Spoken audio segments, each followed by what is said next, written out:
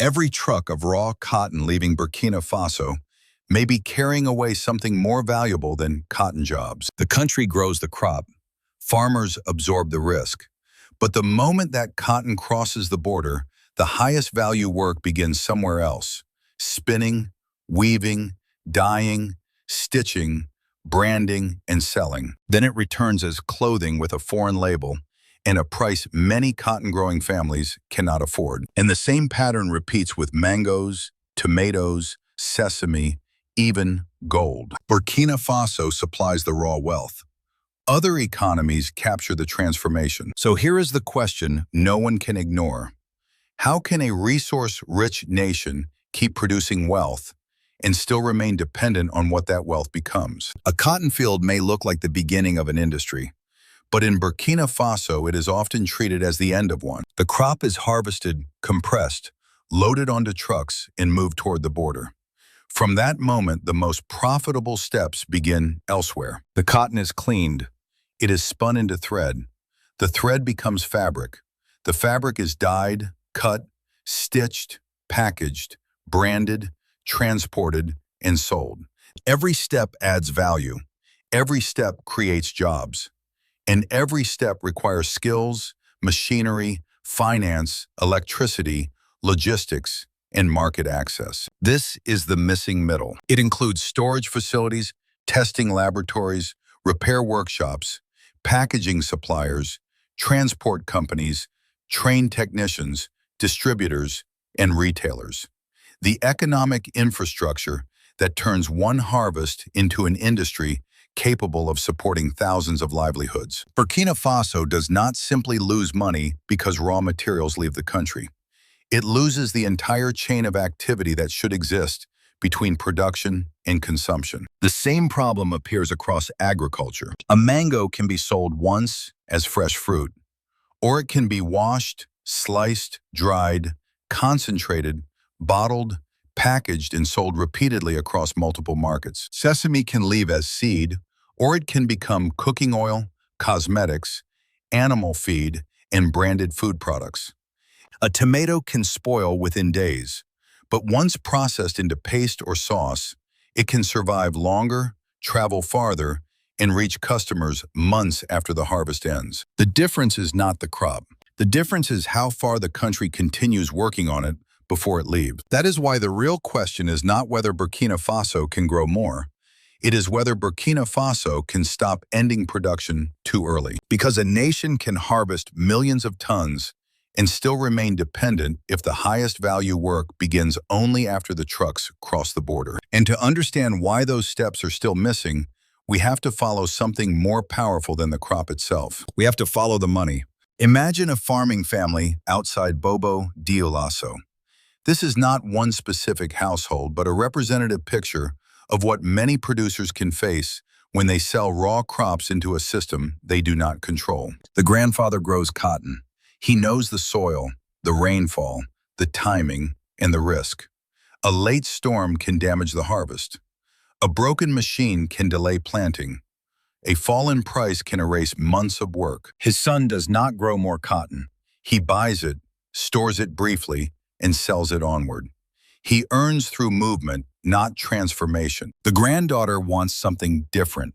She studies mechanics and food processing because she can already see the problem the family works at the beginning of the chain, while the better paid jobs appear later. The farmer is paid once. The transporter is paid once. But after the crop leaves, the same material can generate income again and again.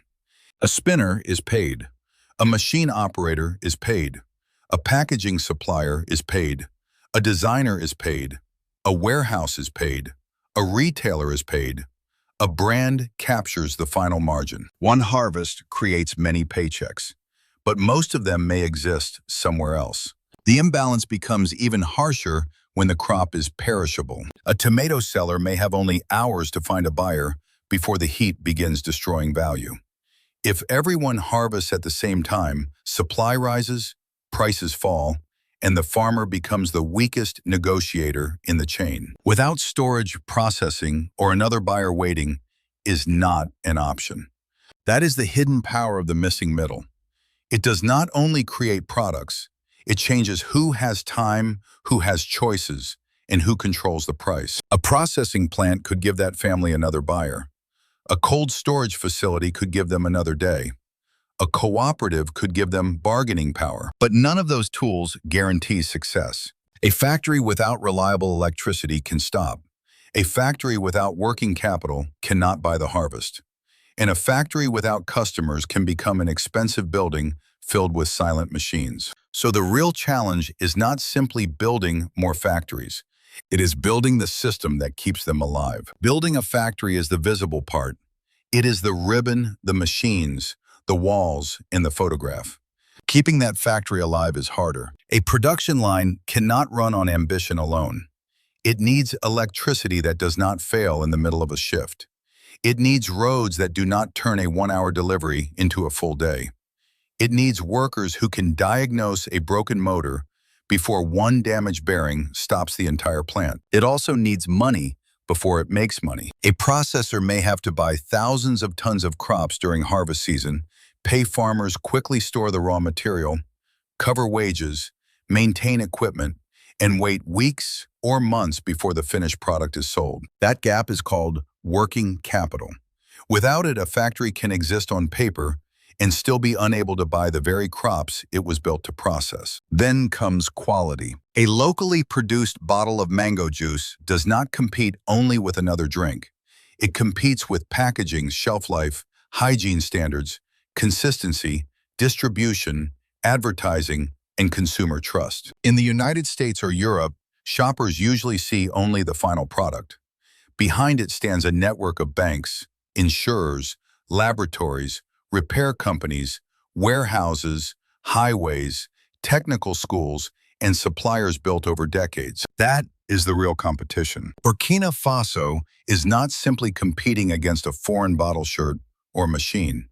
It is competing against the system that made that product cheap, reliable, and available everywhere. And this creates a dangerous illusion. A country can celebrate a new factory while quietly importing the technician's replacement parts, packaging, fuel, software, and finance required to keep it operating. The label may become local, while the dependency remains hidden inside the production line. That does not make the effort meaningless. Every new capability matters, but it changes the question. Success cannot be measured by how many factories are announced. It must be measured by how many can operate consistently, repair their own equipment, buy from local producers, meet quality standards, and survive without permanent emergency support. So where should Burkina Faso begin? Not with the biggest factory it can display, with the first capability it can control. Burkina Faso does not have to jump from importing finished machines to manufacturing every component at home. That leap is too expensive and too fragile. A stronger path is a capability ladder. The first step is repair. When a tractor pump press or generator breaks, the country loses more than a machine. A farm may miss planting season. A factory may lose days of production. Workers may wait for a foreign technician or a replacement part that takes weeks to arrive. Local repair changes that immediately. It keeps equipment working longer. It creates jobs. It teaches workers how machines fail, which parts wear out first, and which tools are needed to keep production moving. The second step is parts. Not every component must be made locally, but simple brackets, shafts, blades, pipes, housings, and fittings can become the beginning of a domestic supplier network. The moment a workshop moves from repairing a broken part to reproducing it, the country has crossed a line. It is no longer only maintaining someone else's system. It is beginning to understand and rebuild it. The third step is assembly. Complex engines, electronic controls, or specialized components may still be imported, but local teams can assemble the machine, test it, install it, and service it. Assembly creates more than jobs. It exposes workers to standards, quality control, production planning, and supply chain coordination. Then comes the fourth step, manufacturing. This is where design, materials, tooling, testing, branding, and after-sales support come together. But manufacturing should not be treated as a patriotic slogan. It must be earned through every layer below it. Repair builds knowledge. Parts build confidence. Assembly builds coordination. Manufacturing builds control. This is how dependency is reduced in the real world, not in one dramatic announcement, but through hundreds of practical capabilities that become stronger over time. A country does not become self-reliant when it claims to make everything. It becomes more self-reliant each time it can fix what it owns, reproduce what it needs, assemble what it uses, and design what it sells. But even if Burkina Faso climbs this ladder, one question will decide whether the benefits spread beyond a small circle. Who gets access first? Climbing the capability ladder creates opportunity. But opportunity is never distributed automatically. The moment moneyland, subsidized credit, or government contracts enter the system, a second struggle begins. Who receives access first? Is it the small cooperative that has supplied crops for years? The young technician with a workable design but no political connection? The local firm that can repair equipment? Or the company close to those controlling the contracts? This is where industrial transformation can become either broad capability or economic capture. In the first future, the rules are visible. Loan criteria are published. Procurement is competitive. Farmers know the quality standards before harvest. Payments are tracked. Local firms can bid. Training is tied to jobs. No single buyer controls the chain. In that system, one factory does more than produce goods. It creates suppliers, mechanics, transport companies, packaging firms, and new competitors. Capability spreads. But there is another future. A small group receives the land financing and contracts. Farmers remain dependent on one buyer. Payments arrive late. Prices are negotiated behind closed doors. Local businesses are invited only after the decisions have been made. The factory may carry the national flag. The profits may still move upward into a narrow circle. That is capture. And capture can hide behind patriotic language because the building is local, the workers are local, and the product is labeled Made in Burkina Faso. But local ownership does not automatically mean broad benefit.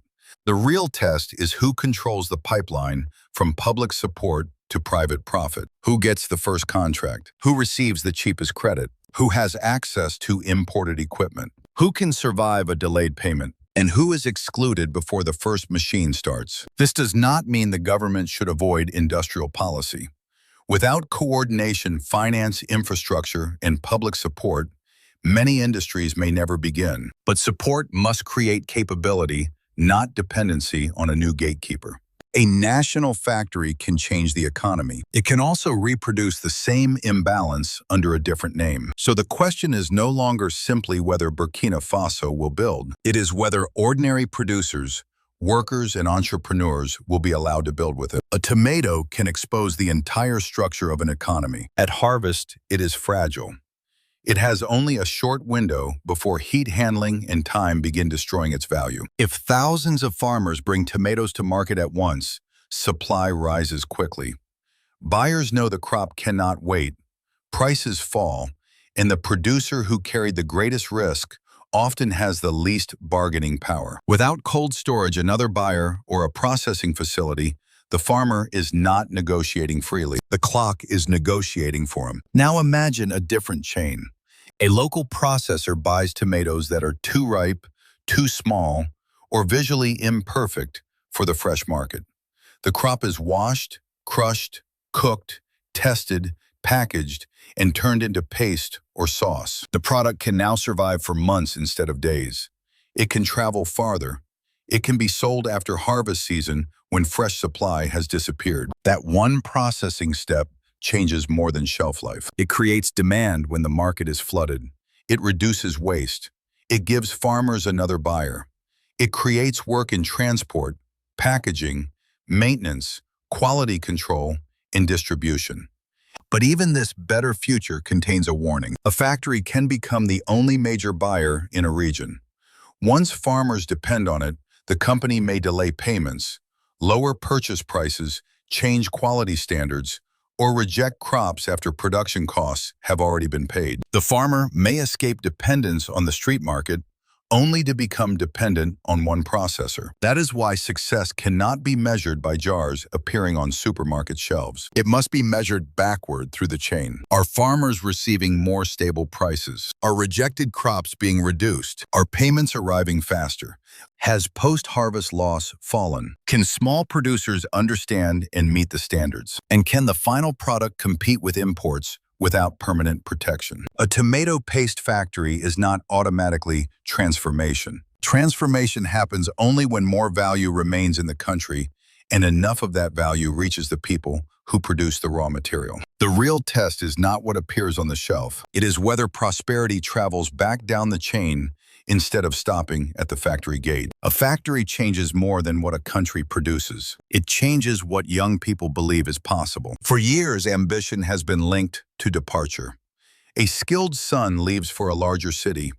A daughter studies abroad and hopes to find work there. A technician trains at home, then searches for opportunity elsewhere. Leaving is not failure.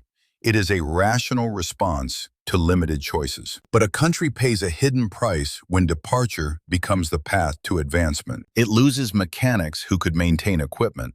It loses engineers who could improve production.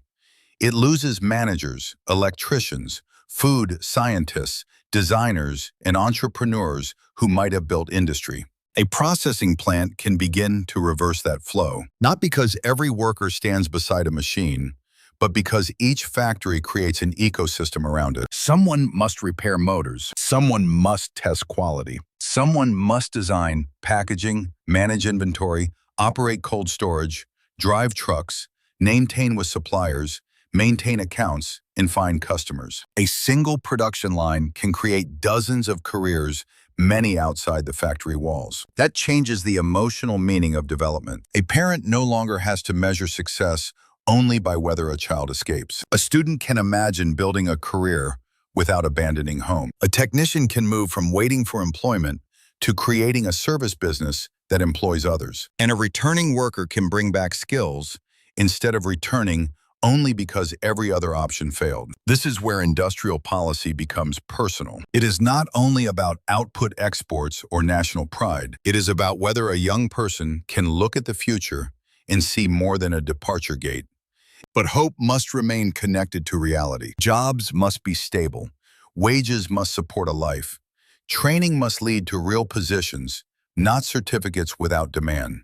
Local workers must gain responsibility, not remain permanently beneath imported specialists. Otherwise, the promise becomes another advertisement. The deeper question is not whether Burkina Faso can keep every young person at home. It is whether staying can become a credible choice. And even if that choice becomes real, another challenge remains. A factory cannot grow forever by selling only to one national market. A factory can create jobs, but it cannot survive on symbolism. It needs customers. Burkina Faso's domestic market can support industries in food, construction materials, machinery, and consumer goods. But some factories will face the same limit. Production costs remain high when demand is too small and machines run below capacity. A plant designed to operate every day cannot remain competitive if it works only a few months each year. That is why the next stage of self-reliance may depend on a regional market. Burkina Faso does not have to produce everything alone. One country may supply raw materials, another may provide packaging, a third may specialize in transport machinery or distribution. The goal is not isolation. The goal is to keep more stages of production inside African economies before finished goods are imported from elsewhere. This sounds simple until a truck reaches the border. Different standards can delay products. Customs procedures can increase costs. Weak roads can damage goods. Payment systems can slow transactions. Security risks can make a profitable route impossible. A factory may be only 200 kilometers from potential customers and still feel separated by an entire continent. The United States built industrial scale through access to one internal market. A company can sell across state lines without rebuilding its business at every border. Europe spent decades creating common standards transport networks and rules that allow products to move across markets. West Africa does not need to copy either model exactly, but it cannot ignore the principle behind them. Factories become stronger when they can reach more buyers. A regional market could allow Burkina Faso to sell processed foods, textiles, agricultural equipment, and construction materials beyond its population. It could also reduce the risk of depending on one export destination or one foreign supplier. But regional trade will matter only if goods can move reliably. Payments can be completed, standards are trusted, and political cooperation survives tension. A factory needs more than a national flag above its entrance. It needs a market large enough to keep the machines running. And this leads to the most uncomfortable question in the story. How will we know whether the transformation is real? A factory can look successful long before it becomes successful. The walls are finished. The machines arrive. Officials speak. Cameras record the opening. But the real test begins after the ceremony ends. In the first future, the plant buys from local farmers, operates close to its intended capacity, pays suppliers on time, and trains workers who can maintain the equipment without waiting months for outside help. The product reaches the market at a competitive price. Quality improves. Waste falls. More parts are repaired locally. More inputs are sourced from domestic businesses. And each year, the factory needs less emergency support to survive. That is capability. In the second future, the building remains impressive, but production is irregular. Machines stop because one imported component fails. Electricity cuts reduce output. Working capital disappears. Farmers wait for payment. Warehouses fill with goods that cannot be sold. The factory still exists. The transformation does not. That is expensive symbolism. The difference cannot be measured by announcements, patriotic speeches, or the number of machines placed inside a building. It must be measured by results. How many days does the factory operate each year? How much of its design capacity does it actually use? How many stable jobs remain after construction ends? What share of its raw materials comes from local producers? How quickly are farmers and suppliers paid? Can local technicians repair the equipment? Is the final product cheaper, better, or more reliable than the imported alternative? Can the factory survive when subsidies fall? And does it export finished goods, or does it still depend on importing nearly everything required to produce them? These questions are less dramatic than a ribbon cutting, but they reveal whether Burkina Faso is building industrial power or only industrial images. The country does not lose value only when a truck crosses the border. It loses value every time a crop is exported before processing, every time a machine waits for foreign repair, every time a factory runs below capacity, and every time public support creates dependency instead of capability. So the final image of this story should not be a ceremony. It should be a machine still running years later without interruption. At the beginning of this story, a truck left Burkina Faso carrying raw cotton. That truck was not the problem. Burkina Faso must trade. It must export. It must buy what it cannot yet produce and sell what it can produce well. The real question is what the truck carries when it leaves. Does it carry raw cotton while the spinning, weaving, stitching, branding, and profit happen elsewhere? Or does it carry fabric-finished clothing, packaged food, machinery parts, and products shaped by Burkinabe skill? That difference is the difference between exporting resources and exporting capability. Economic sovereignty is not isolation. It is the ability to enter the world market from a stronger position. It is the ability to repair what the country owns, process what it grows, train the people it needs, and keep more value circulating through local businesses and families. But aspiration is not proof. A new factory is progress only if it keeps running. A national label matters only if the product can compete. A training program matters only if it leads to real work. And public investment matters only if opportunity reaches beyond a narrow circle. Burkina Faso's future will not be decided by one speech, one factory, or one harvest. It will be decided by whether the country can build one more step of the chain, then another, and keep those steps working long enough to become a system for generations still waiting for opportunity. So tell us where you are watching from and subscribe as we continue separating promise from proof across Africa's transformation. And answer one final question. If Burkina Faso could strengthen only one industry, first food processing, textiles, agricultural machinery, energy, or construction materials, which one would change the country fastest and why? Disclaimer, this video is fictional storytelling created for education, commentary, and entertainment. It is not a factual report or official information. Any similarities to real events are coincidental. Please enjoy it as creative content only.